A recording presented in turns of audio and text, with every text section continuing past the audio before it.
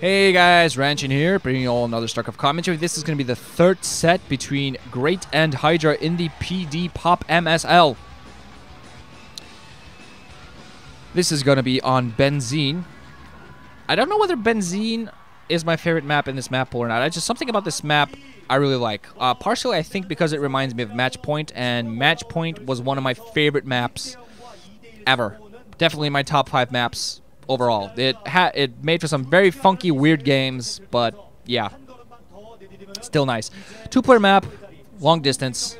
Let's get it on.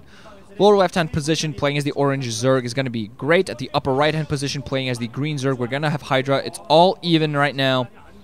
Yet again, let's get it on. 41, 42, 43. That's what she said. Somebody just thought when I said that. I'm speaking for your thoughts. So very long distances. I love this map for that as well. So quick zergling attacks, not always the best idea. Also, mutals take a while to fly between bases.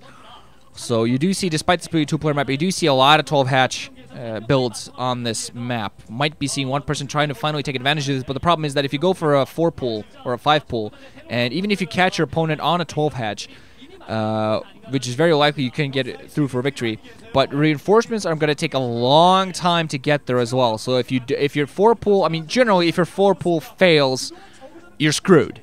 You can't really come back. If your 4-pool doesn't work out for you, you're screwed. But if you go for a 4-pool here, there's a slightly, not huge, but slightly bigger chance of it failing. So because of the extremely long distances, despite this being a 2-player map, and because this 2-player map, of course, as I said, more likely that somebody goes for a hyper-aggression build. Not in this case, but that's the mechanic I like.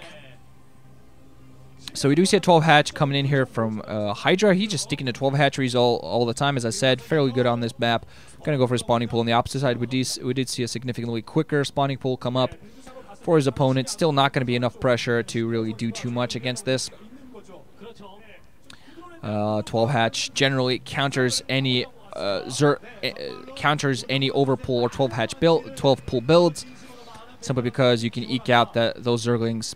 Especially on this map, by the time your opponent's zerglings, if he goes for 6 zerglings and try to put into pressure, by the time they get to your base, you're going to have your own 6 zerglings ready, running out to defend. Great does follow his spawning pool up with his own hatchery, and it doesn't seem like, nope, he seems like he's not going to put up a bunch of queue up a bunch of zerglings to put on pressure. Just going to play it fairly passively, just getting that spawning pool quickly, just in case. Doesn't want to get caught by something crazy. And yeah, pretty much players playing like they've been playing. Finally, though, we do see that Great does not go for that hatchery, 12 hatch inside of his own base.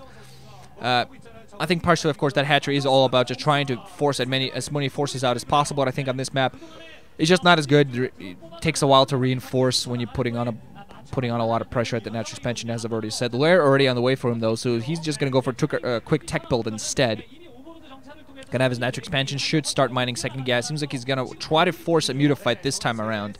And I'm wondering whether Hydra will just say, why thank you very much, or whether he's just gonna get himself smashed in, has his own lair on those way as well. The timing's not too much off. We should see fairly even numbers in mutas out there. We're gonna see what Hydra actually puts on his extractor sooner than Great does. Great has here a couple of zerglings here. They're not really going to be able to do too much. Hydra has a bunch of his own. He's just being very careful just in case there are some zerglings in there. Just sneak up inside of his main, past those zerglings, has some more zerglings out there to make sure he can defend well. Can just defend that hatchery. Great, yeah, is keeping a few of those zerglings back just in case he finds an opportunity to sneak in, forcing a few extra zerglings to be built as well. But Spire is coming up there for his opponent. Don't see a Spire for Great. Seems like he's just forcing out a few extra zerglings right here. Finally there, puts it down. Spire is actually a little bit faster for Hydra here. So we're going to be seeing an even mutafight if that's the way the game goes. A couple of drones going to come off the line to the natural expansion. Done a little bit of mining there. If he is going to go for full-on zergling, he's going to want to work on that natural expansion. Yeah, does indeed. I think he actually canceled an extractor there, but should start putting it up yet again. There's Jambi sitting in out there. What's up? What's up, Jambi? Oh, the guy that went 2 straight MSL finals in a row and lost. Sorry, man. Sorry. Oh. Whoa. Great goal for trickiness. Nice. I love this kind of stuff. Burrow being researched by Great. He's just going to burrow them a little bit close to the 6 o'clock position. There's no way his opponent knows about this. And really just straight out of the way of normal Overlord scouting patterns in this case. And, of course, obviously he just went, okay, there are Overlords here, so I'm going to bury them here. Seems like his opponent's actually going to fall right for this. Hydra has a bunch of Zerglings out there. He's going to force out, trying to put on a little bit of pressure. Great going to try to put on some counter pressure. Or not. Hydra's actually, yeah, staying back a little bit. I think maybe one of his Overlords actually scouted one burrowed Zergling. Seems like Hydra has a few just random burrowed Zerglings out there. And seems he might have been scouted because he actually decided he was running out to put on some pressure. But then he decided right up against it. And meanwhile managed to sneak a Zergling inside of Great's base. And spotting Muta's on the way, Tech's on the way, everything the way I thought it would be. Speed Zergling, run. I'm not going to do the voice, because if I do the voice the way exactly it is in a cartoon, it won't sound 100% right, but it'll sound very loud. Still all those Zerglings just burrowed in there, and I still don't know whether one of those burrowed Zerglings, of course, the more you spread out the burrowed Zerglings, because there are a lot of them out there now, if an Overlord flies over one of those, that's pretty much going to reveal exactly what the strategy is to Hydra. He might have actually, if he had managed to kill that second Zergling there, I'm not quite sure whether... Does it bounce to burrowed Zerglings?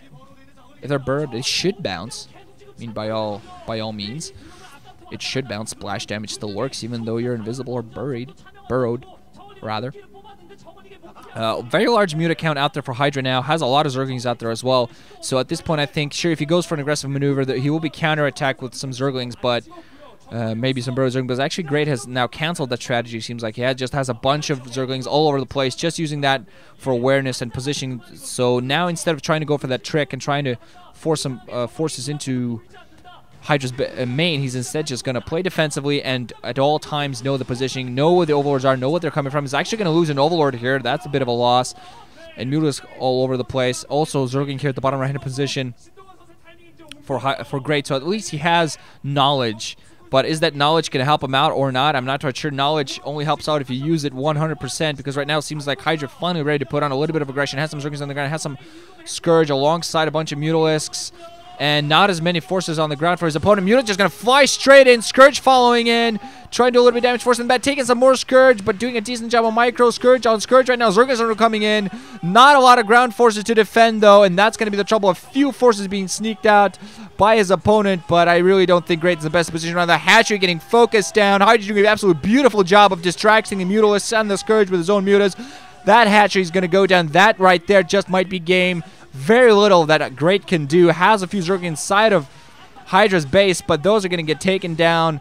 I think he might have taken down one single drone or two, but not too much damage. And also, the Mutalisks of Great just all getting cleared up. GG from Great. As you see, knowledge doesn't help out if you don't really react to it properly or prepare for it properly. I think he got a little bit surprised by that sudden aggression. Definitely got surprised by those Zerglings, but not prepared for those Zerglings running in. Beautiful strategy by Hydra, just distracting all the aerial forces of his opponent and running in with Zerglings, just focusing down that hatchery as fast as humanly possible. And after that, it was pretty much GG, because he also managed to just run down and exterminate all the Mutalisks while he was at it. So beautiful game here for Hydra. 2-1 ahead after losing the first set. We're going to see whether he actually manages to take this or not.